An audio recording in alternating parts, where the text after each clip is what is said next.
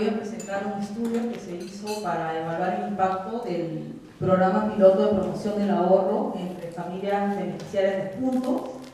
Este piloto se dio entre el 2009 y el 2011. Este trabajo lo realicé en 2013. Entonces ahora, bueno, en estos días tuve que hacer un ejercicio de memoria bastante importante. Lo que voy a presentar ahora es el estudio del efecto de este programa sobre la inversión productiva y la estabilización del consumo.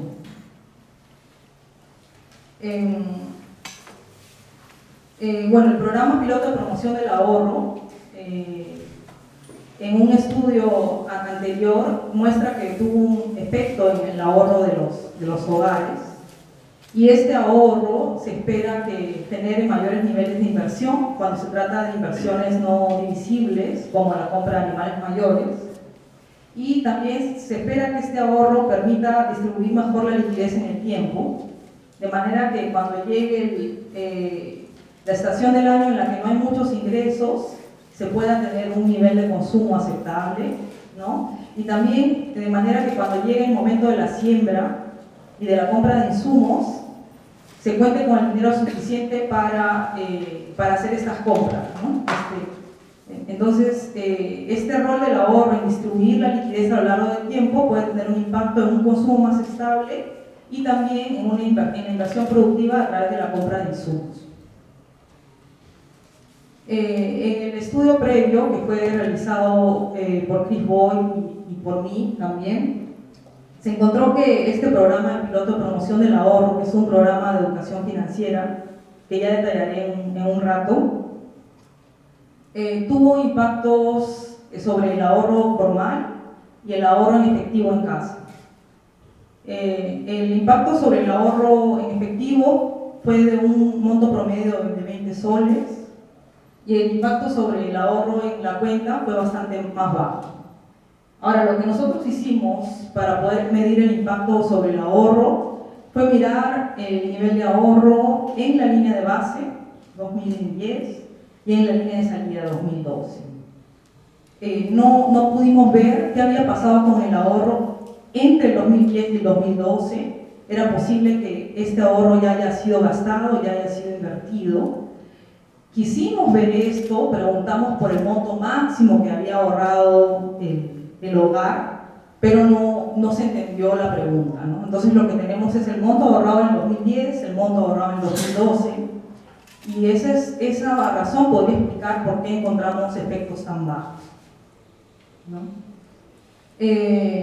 Y lo que hace este estudio no es ver el efecto sobre el ahorro, sino ya el efecto sobre la estabilización del consumo y sobre inversiones productivas. El programa piloto de promoción del ahorro tuvo tres componentes: un componente de capacitación financiera que se llevó a cabo en talleres grupales, un componente de acompañamiento por el cual los capacitadores visitaban nuevamente el distrito y hablaban con las madres líderes para reforzar los conceptos, y un componente de incentivos o de sorteo de canastas de alimentos que se daba cada bimestre, y el sorteo se hacía entre las usuarias de Juntos que tuvieran un saldo positivo en su cuenta de ahorros. El piloto se llevó a cabo en las regiones de Ayacucho, Apurímac, Cusco, Puno y La Libertad. Acá paso a describir los módulos de la capacitación. Había un módulo inicial de formación de grupos, entonces se reunía a las usuarias de Juntos de determinado distrito, se formaban grupos, estos grupos elegían líderes, y estas son las líderes que después van a ser visitadas en el refuerzo. En este módulo inicial también se motivaba a las usuarias a que participen del programa. Luego venía el módulo 1, que hablaba del sistema financiero. Parte importante de este módulo era mostrar el rol que tiene el Estado, en tanto regulador, en tanto supervisor, y señalar que los depósitos en las cuentas de ahorros de los bancos y las cajas están protegidos por el Fondo de Seguro de Depósito.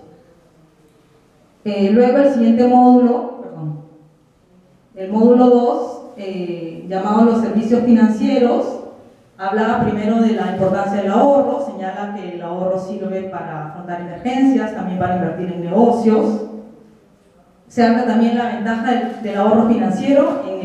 En ese módulo se señala que el ahorro financiero o el ahorro en la cuenta es más seguro, que el ahorro en efectivo en casa puede ser robado, ¿no? Aunque hay otros estudios que señalan que hay más ventajas del ahorro financiero, como permitir privacidad en el manejo del dinero, la divisibilidad comparado con la compra de animales, etc. Pero en este programa se habla del tema de la seguridad, ¿no? Porque se señala pues, que el efectivo en casa se puede perder y al mismo tiempo que el Estado protege estos seguros, ¿no? Luego se enseña, para facilitar el uso de la cuenta de ahorro, se enseña qué es un estado de cuenta, qué es un voucher, qué es la tarjeta de débito, cómo funciona, etc. Y también se habla del crédito. Entonces, como podemos ver, es un programa enfocado en la promoción del ahorro en la cuenta que tienen las madres juntos, ¿no? En el Banco de la Nación, en la promoción del uso de esta cuenta. Aparte había un refuerzo, como decía, que consistía en visitas mensuales de los capacitadores a las madres líderes, elegidas por las mismas usuarias, y también había sorteos bimensuales de canastas de alimentos. Ahora, lo que pasó fue que estos sorteos no tuvieron mucha publicidad. Al mismo tiempo, estos sorteos se dieron tanto en distritos de tratamiento como en distritos de control, porque mientras que la educación financiera se dio en los distritos de tratamiento y no en los distritos de control, en las agencias del Banco de la Nación donde se dieron los sorteos atendían tanto a distritos de tratamiento como a distritos de control. Y a su vez se trata de canastas de un valor de 180 soles y de 2 ganadores por distrito para distritos que tienen más de 1000 usuarios, por lo que creemos que lo que evaluamos principalmente es el componente de educación financiera, ¿no? La educación inicial en talleres y luego el refuerzo, más no evaluamos estos sorteos, llamados también incentivos al ahorro. Entonces lo que tenemos en el estudio es un estudio de evaluación del impacto de un programa de educación financiera que está centrado en promover el ahorro en la cuenta del banco de las madres usuarias de juntos. Sabemos que en toda evaluación es esencial conocer cómo se han elegido los lugares de tratamiento. En este caso se tuvo una lista inicial con 216 distritos y estos 216 distritos cumplían estas 3 características. En esos distritos los usuarios de puntos debían recibir la transferencia a través del Banco de la Nación, ¿no? Y no a través de transportadora. Eran también distritos con bajos niveles de índice de desarrollo humano y debía haber más de 1000 usuarios en el distrito. De estos 216 distritos se eligieron 20 para ser intervenidos. Estos 20 cumplían, además de cumplir con estas características, tenían que estar bajo la jurisdicción de las agencias de agrorural, que es la institución que llevó a cabo la educación financiera, y debía contar con capacitadores calificados en la zona. Finalmente, de estos 20 distritos elegidos, se intervino solo en 15 por problemas presupuestales y se intervino en un distrito fuera de este grupo. Entonces, la unidad de tratamiento es el distrito, las personas intervenidas son las madres usuarias de puntos, se llegó a intervenir en 16 distritos y estos 15, o la gran mayoría de estos distritos, fueron parte de estos 20 que cumplían con estas 2 características adicionales a las características que cumplían los 216 distritos de nuestra lista inicial. ¿Cuál es nuestra metodología? De estos 15 distritos, tenemos en nuestra muestra 10 distritos intervenidos y por otro lado también tenemos en nuestra muestra 19 distritos de control. Los 19 distritos de control pertenecen a esta lista inicial, ¿no? Entonces, conocemos algunas de las razones por las que se eligió a esos distritos. ¿Perdón? ¿15? ¿Por qué son 10 después? Se interviene en total a 16 distritos, pero en nuestra muestra solo tenemos a 10, en nuestra muestra. De los intervenidos solo tenemos a 10 y tenemos a 19 distritos de control. Ahora, ¿qué es lo que distingue a los intervenidos de los no intervenidos? En gran parte, el contar con capacitadores calificados, el estar bajo la jurisdicción de Agrorural. Y hay otro tema que no conocemos, que es una caja negra, ¿no? Porque de los 20 elegidos solo se intervino en 15 y no llegamos a averiguar por qué, a pesar de muchos intentos. Utilizamos la encuesta de línea de salida, no utilizamos la encuesta de línea de base para este análisis, porque utilizamos variables que recogimos solo en la encuesta de línea de salida. Tenemos 750 observaciones en los distritos de control, 692 en los distritos tratados. Dentro de los distritos de control también hay hogares intervenidos que deben haber igual ido a la capacitación. Entonces, en el grupo de control tenemos 14% de hogares intervenidos y en el grupo de tratamiento 52%. Lo que nosotros comparamos son los hogares que pertenecen a los distritos tratados con los hogares que pertenecen a los distritos de control, ¿no? A pesar de que en los hogares de los distritos de control hay hogares intervenidos, ¿no? Y a pesar de que en los hogares de los distritos tratados no todos son intervenidos, ¿verdad? Solamente el 52%. Entonces lo que tenemos es una especie de intención de tratar. No es aleatorio, ¿no? Pero es lo que tenemos, digamos, porque es comparar hogares de distritos de tratamiento con hogares de distritos de control al margen de si fueron intervenidos o no. Lo que tenemos es simplemente una regresión por mínimos cuadrados ordinarios en que comparamos las variables de resultados para estos dos grupos de hogares controlando por un conjunto de características que son las siguientes: sexo del jefe de hogar, tiempo en llegar al banco, edad de la pareja, educación de la pareja, acceso a electricidad, índice de pobreza. Nos parece que tiempo en llegar al banco es especialmente importante porque nos ayuda a controlar por este tema de contar con capacitadores calificados, estar bajo la jurisdicción de esta agencia, ¿no? Es probable que quienes estén bajo la jurisdicción de esta agencia sean lugares más conectados, menos aislados, ¿no? Y esta variable de tiempo en llegar al banco trata de capturar el nivel de aislamiento del centro poblado en el que reside el hogar. Y lo que mostramos ahora en los resultados es el coeficiente de esta regresión de mínimos cuadrados ordinarios asociado a la intención de tratar, o sea, el efecto de residir en un distrito intervenido. Y lo que se muestra es el efecto diferenciado según dos índices. El índice de juntos, que es el que recoge CISPO para decidir si un hogar, si un usuario pertenece a juntos o no, que en ese entonces tomaba en cuenta preguntas sobre materiales de la vivienda y también de educación de la pareja. Esto ha ido cambiando en el tiempo. Y también utilizamos este índice de valor de los activos para capturar el nivel socioeconómico de los hogares. Tenemos en la encuesta de línea de base, preguntamos por el valor del ganado, el valor de los activos del negocio, y también conocemos cuánta tierra conoce, utilizamos un precio de la tierra que aproximamos a través de otra encuesta y sumamos estos tres valores. Y utilizando estos dos índices dividimos a la población en dos, el 50% más pobre, el 50% menos pobre. Y vemos cómo el efecto sobre la inversión, sobre la estabilización del consumo de este programa de educación financiera varía según si el hogar es más o menos pobre, ¿no? Entonces ahora voy a mostrar el efecto sobre la inversión productiva. Primero señalar que la mayor parte de los hogares se dedican principalmente a la actividad agropecuaria.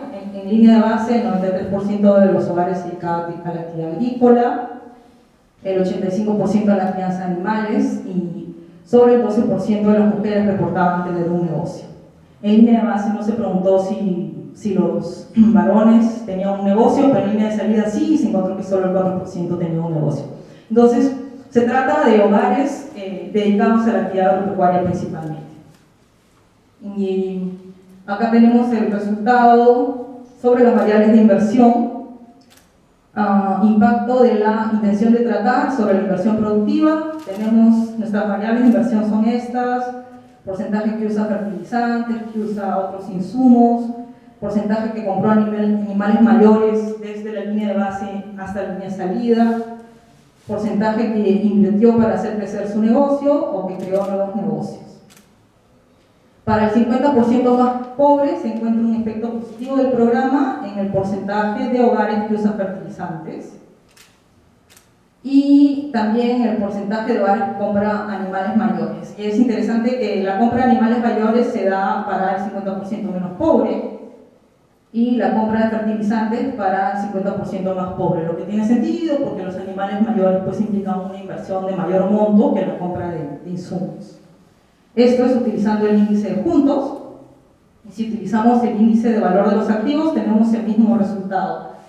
Un efecto positivo en la compra de fertilizantes para los más pobres y un efecto positivo en la compra de animales mayores para los menos pobres. Esos son los resultados en cuanto al efecto del programa de educación financiera sobre la inversión productiva. Entonces tenemos que el impacto, bueno, se da en la inversión agropecuaria, no hay impacto en las inversiones vinculadas a negocios no agropecuarios, que el impacto es diferenciado según nivel socioeconómico y, como decía al comienzo, se trata de dos mecanismos. El ahorro te permite distribuir mejor la liquidez en el tiempo de manera que puedes comprar insumos porque no te has gastado toda la plata en la cosecha y al mismo tiempo el ahorro te permite ir acumulando plata para poder realizar inversiones no divisibles como la compra de animales mayores. Y ahora paso a hablar sobre la segunda parte del estudio, que es el efecto de este programa de educación financiera y la promoción del ahorro sobre la estabilización del consumo. Entonces, primero quisiera mostrar datos o información sobre la estacionalidad del ingreso en la zona. Primero se muestra el número de cosechas por mes. Lo que hicimos fue preguntar por las cosechas que había tenido en el último año en la encuesta de salida. Hicimos una lista con todas estas cosechas, no se trata solo de una cosecha por hogar, sino de más de una, y luego vimos cómo se distribuían en el tiempo, ¿no?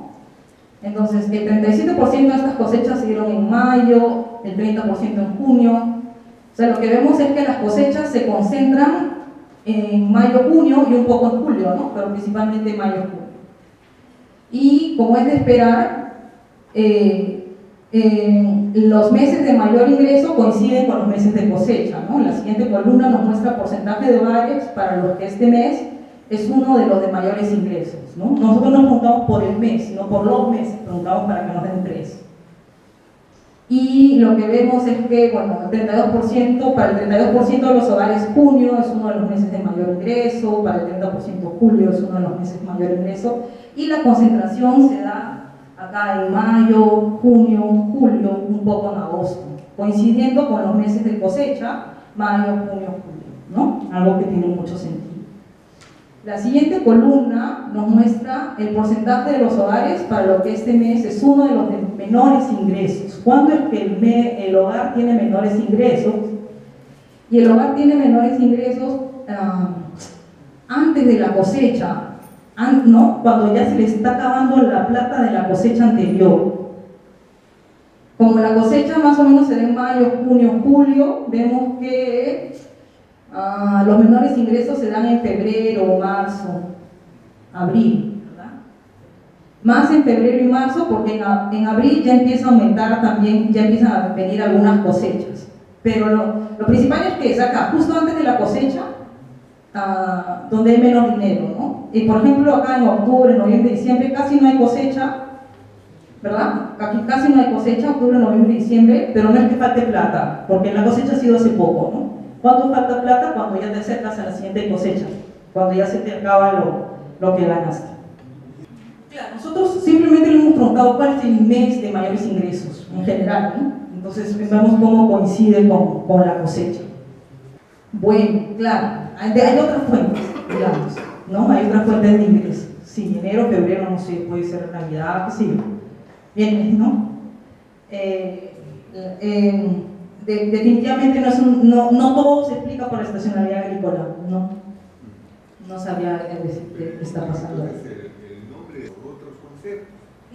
Acá el número de cosechas por mes, distribución, quiere decir que de todas las cosechas que tenemos en nuestros hogares, el 7% de estas cosechas se dieron en enero, se dio en enero. El 1% de estas cosechas se dio en febrero. Muy pocas cosechas. En cambio, ya la tercera parte se dio en mayo, ¿no? Eso es la distribución de las cosechas. Esto ya nos habla de los meses de mayores ingresos y los meses de menores ingresos.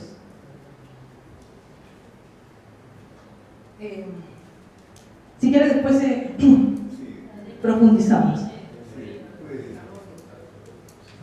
Ya, seguimos. Bueno, lo que también vimos, preguntamos por el nivel de consumo de alimentos, y en el mes de menores ingresos el consumo llegaba a ser de $6 semanales per cápita, y en el mes de mayores ingresos aumentaba a $11.5. O sea, esta estacionalidad tiene un efecto importante en el consumo de alimentos y también en la distribución de este consumo. Aquí lo que se muestra es la distribución del valor del consumo según grupos de alimentos, y lo que vemos es que en el mes de menores ingresos los granos, bueno, son importantes y no son tan importantes cuando hay plata, pero el cambio más importante es en las carnes, que son 13% del gasto cuando no hay plata y 20% cuando hay plata, ¿no? Y es muy conocido que la carne pues es más cara. En general los estratos económicos altos comen más carne que los estratos económicos bajos. Entonces, no solamente cambia el valor del consumo, sino también la composición de este consumo,